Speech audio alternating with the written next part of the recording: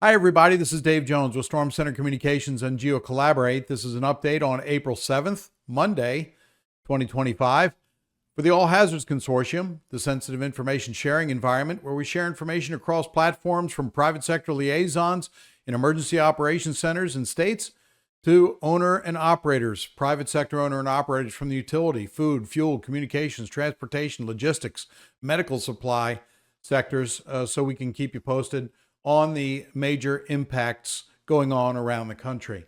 And boy, have we had a major impact. You can see this. Boy, let me take it full screen here and just show you what's going on. This is the frontal system that is now pushing off the eastern edge of this trough of low pressure that has caused so much flooding and continues to cause flooding.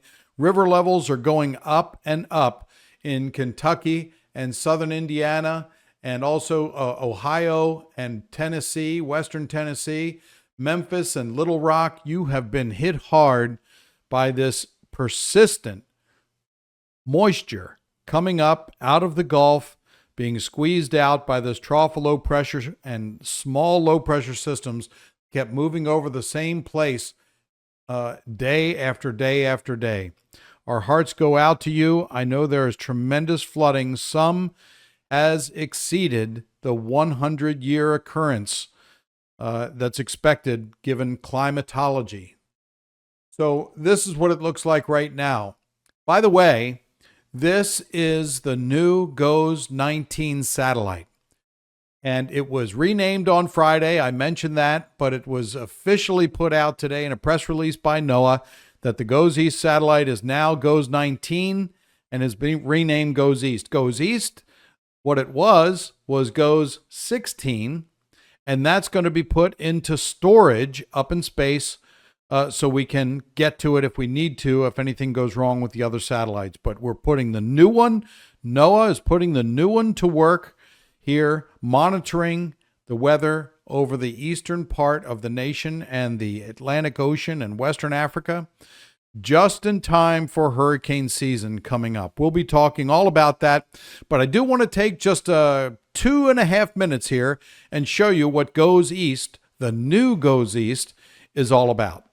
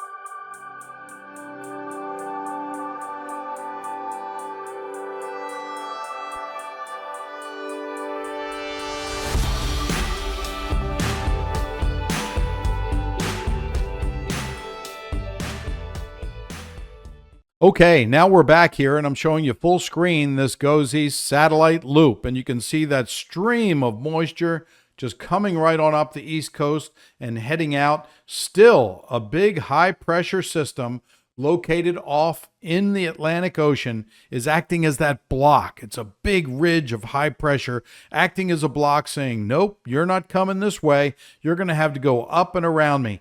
And that's what that precipitation is doing. And we also have some heavy thunderstorms that are coming through Florida. Some areas, severe thunderstorm warnings in effect, and also in eastern North Carolina. I'll show you that on GeoCollaborate here in just a minute. But there's a couple of other features I want to point out.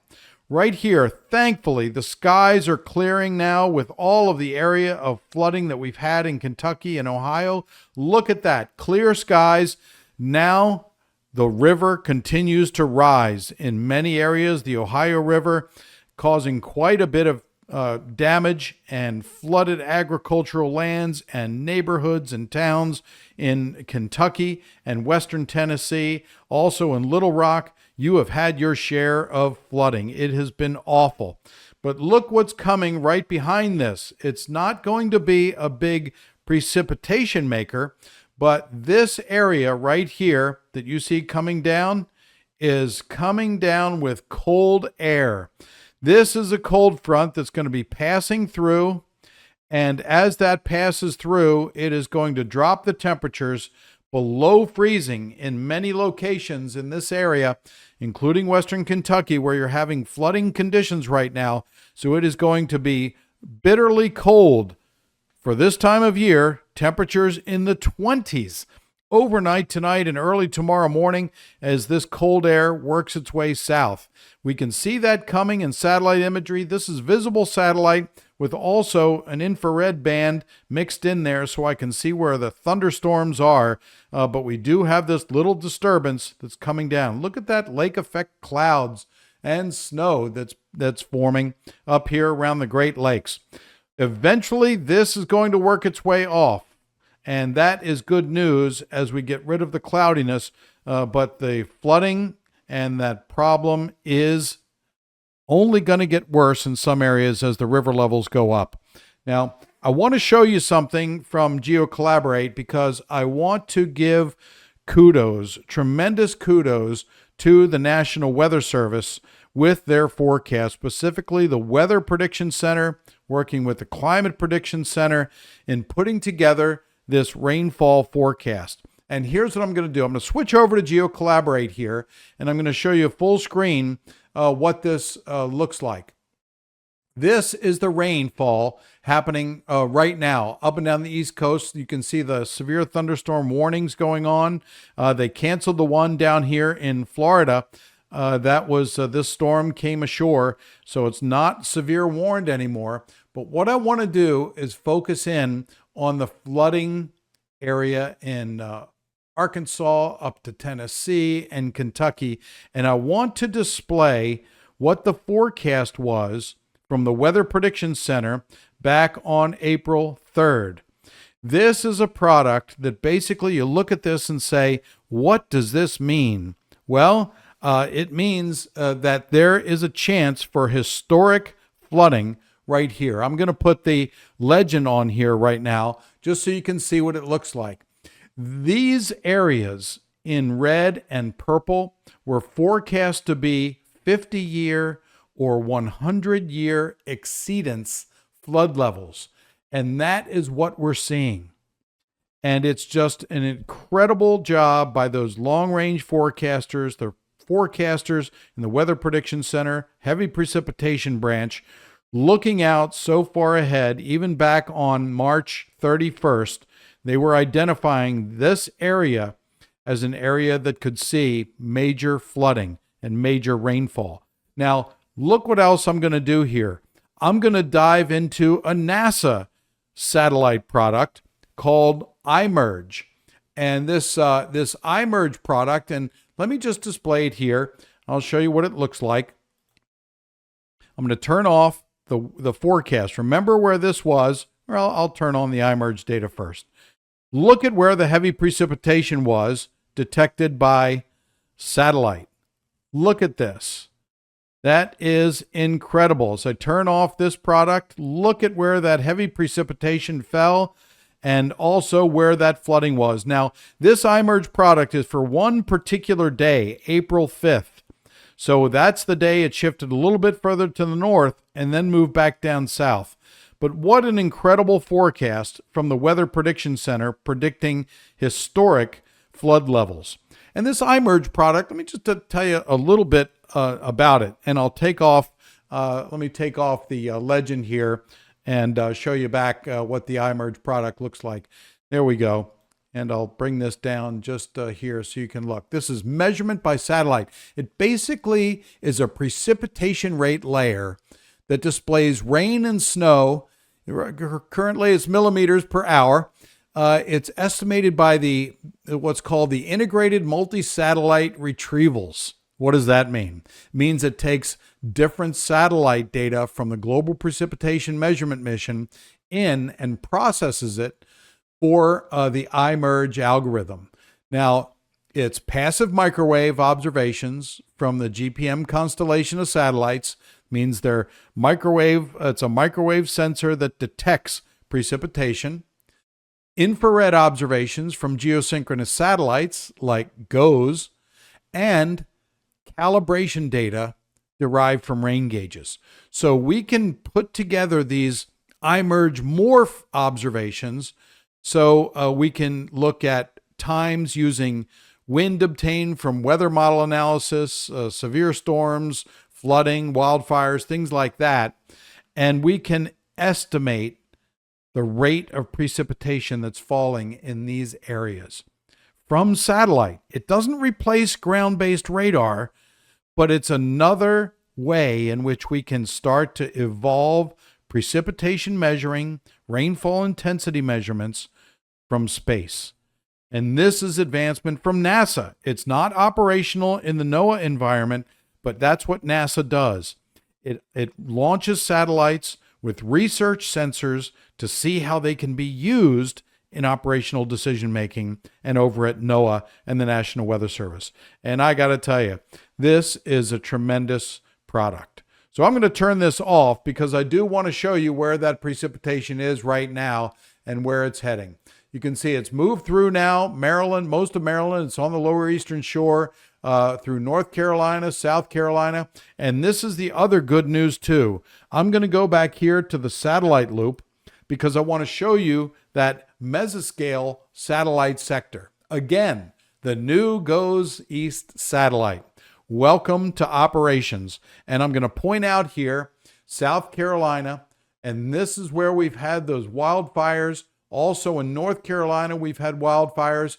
Thank goodness the rain that's happened over the last several days has helped crews contain the majority of these wildfires. That is great news. Even over in northern Georgia, the rainfall has really helped to dampen those flames, and that is terrific. And we're watching imagery every minute here from the new GOES satellite. We can even go down here to Florida where they had those severe thunderstorms. They've moved on up into southern Georgia. No more severe thunderstorms at this point.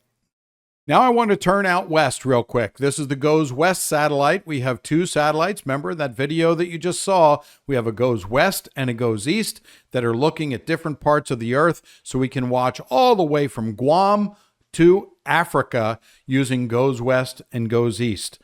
Thanks to the men and women there working on the GOES program to keep this satellite up and running. Awesome. Now, we have a low pressure system spinning up here in the Gulf of Alaska. Look at the general moisture flow into Oregon and into Washington.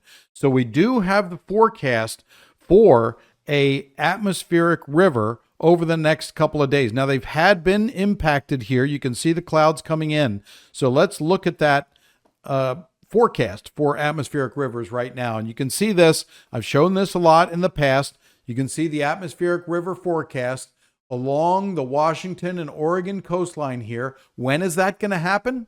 That's why we look at this middle chart here. It's happening right now. This is the middle chart right now, the middle line. So it's been happening for the last day. Going to end tonight. And then we have another AR1 that's forecast in 3 days. See, 1, 2, 3 days. Another atmospheric river will be coming ashore in Oregon and Washington state.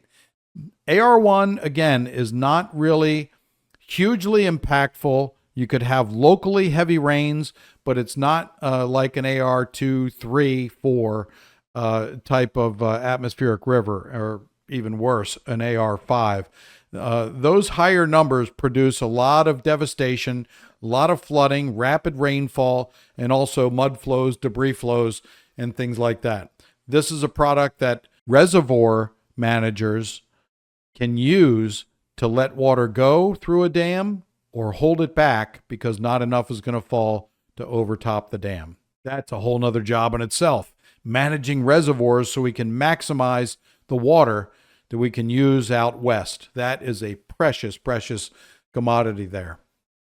Okay, we also have the blended total precipitable water product. Remember, I showed that over the last couple of days as well. And I want to point something out here. Notice that flow of moisture that was coming out. There's an atmospheric river right there coming out of the Gulf and really providing the moisture to generate those huge floods, those very impactful floods. Some areas, more than 1 in 100 year flood you've seen, and you're still suffering through it. Some of these rivers are not going to recede for a week at least. I'll show you that tomorrow when I do my update. But you can see this atmospheric river coming up here, but notice something. Notice, and I'm going to change my drawing here to white so you can see it. Notice that this back edge of moisture, where it starts here, look where it ends up. It ends up right here. That's the back end of the moisture. It is over for Kentucky and Western Tennessee and Little Rock and most of Arkansas. Look at that. That's drier air moving into that area. Thank goodness, as this area of moisture gets pushed off the East Coast with this higher pressure coming in. It's going to get colder, but at least the rain, thank goodness, is over in those flooded areas. Okay, what about the forecast? This is the GFS model. I'm going to go through this pretty quickly so you can see what it looks like. Here's that rain along the East Coast. That's going to be providing welcome moisture for a lot of drought areas, particularly southern New Jersey, Maryland, Delaware, have been in a drought. So this rain is welcome, and it's not going to be flooding rain. You can see some of those heavier showers and maybe thunderstorms in South Carolina and North Carolina. Now, as we get into tomorrow, you can see the rain starts to push off the coast here, and it's really off by tomorrow afternoon around 2 o'clock Eastern time. You can see that's out of there. But what is that to the north? Look at Maine. Look at New Hampshire, Vermont. That is snow. Maine, New England, the Northeast U.S., you're going to think, when is spring coming? Because you have a few more days of cold weather and snow to go through. Likely wet snow, some areas 3 to 5 inches of snow, and even some lake effect snow that will create some accumulation there. And look at that. That is happening during the day on Tuesday and then on into Wednesday morning. Then that pulls out. But then watch what else happens as high pressure takes over in the mid-Atlantic. We have another Alberta clipper that comes down, and look at this. Over Indiana, it turns into an honest-to-goodness low-pressure system clipper, brings a quick shot of rain showers to the mid-Atlantic, snow up in southeast Canada, parts of Toronto and north of Toronto, snow showers, and then that cold front comes through, and then another little low pressure system develops south of that for next weekend. Sorry about all the sports players that are wanting to get out there on the fields for next weekend. It looks like another wet weekend, at least until Saturday afternoon. So that's when it'll start to taper off. So maybe we'll get some games in there for those that don't need any dirt fields like baseball. But now we have high pressure that's going to take over, but then another low pressure system will come across, scoot across southern Canada and create some chances of rain and mixed rain and snow up in Maine. And this is all the way out to Tuesday, April 15th into Wednesday, April 16th. What do I call that? Right. Fantasyland in the model world. But let me back out a little bit and show you from the 500 millibar perspective, about 20,000 feet up in the atmosphere. That's what weather maps look like. Meteorologists love to look at this because we can see where the troughs of low pressure are and the ridges of high pressure are. And I got to tell you, the jet stream is really in a wacky configuration, bringing constant troughs of cold air through the mid-Atlantic and areas to the north. But I'm going to put this into motion just so you can see how these cold air troughs work their way through. Here's that high pressure area, that ridge off the East Coast. And we're talking right now, this is, oh boy, this is Sunday, April 6th. So this was yesterday. I'm going to go through now. This is today. This is right now in the afternoon. This is where that low pressure trough is. And you can see what's going on here. Here's the trough of low pressure, and it's kicking out that rain. High pressure is going to give way. It's going to move out to the east over the Atlantic, and that trough is going to swing through as I put this into motion. So watch that. It's going to continue to swing through, not fast, because we have this big low pressure system that's just spinning up here. It's just spinning and not really going anywhere, but it's starting to flatten out, and we warm up a little bit. But look at this little low pressure system bringing in some reinforcing cold air right down through the East Coast. It's going to be warm down in Florida and along the Gulf Coast there. This is 500 millibars, so we're just looking at where the troughs are and the ridges are. How about we go a little bit further down, the 850 millibar level? This is pretty wacky right here because we're seeing areas of cold air, warm air, cold air, warm air. It's just spinning around, and it's not really together as a cohesive polar vortex around the North Pole, spinning around while warm air accumulates down south. So watch as this goes into motion. This is on into yesterday. Now we're getting that cold front come through. This is the cold air that's going to be coming in, creating freezing temperatures in the flooded areas. Unfortunately, it's going to make it very uncomfortable for recovery. Then we get another cold shot of air by tomorrow, and then that hangs around until Thursday, and then we try to warm up, but no, another cold air pocket drops down in. And once that moves out, we do get a little bit of a warm up by next weekend. Next weekend into Monday, it'll warm up, but then we have another batch of cold air in the east that's going to swing around. These are all batches of cold air. So Southern California, you're going to be cooler than average.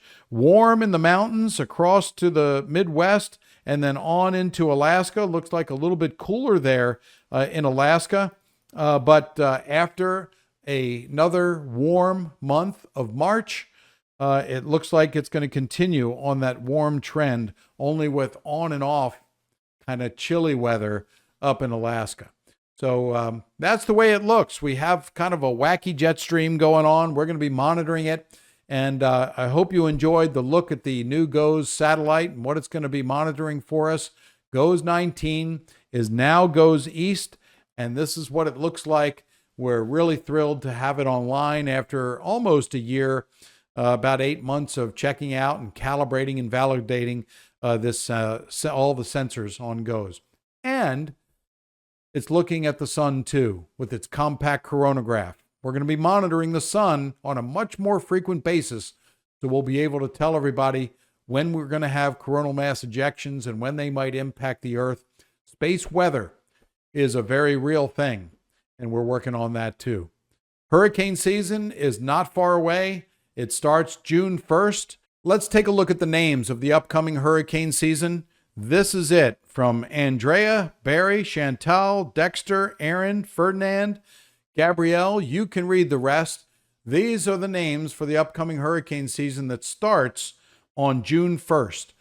Dr. Phil Klotzbach and his team at Colorado State University have come up with their initial seasonal outlook for hurricane forecasts, and it is above average. They're looking at a total number of storms, 17. There's the average on the right-hand side. 14 is the average, so an above average season. Number of hurricanes, 9. The average is 7. And how many major hurricanes do they expect?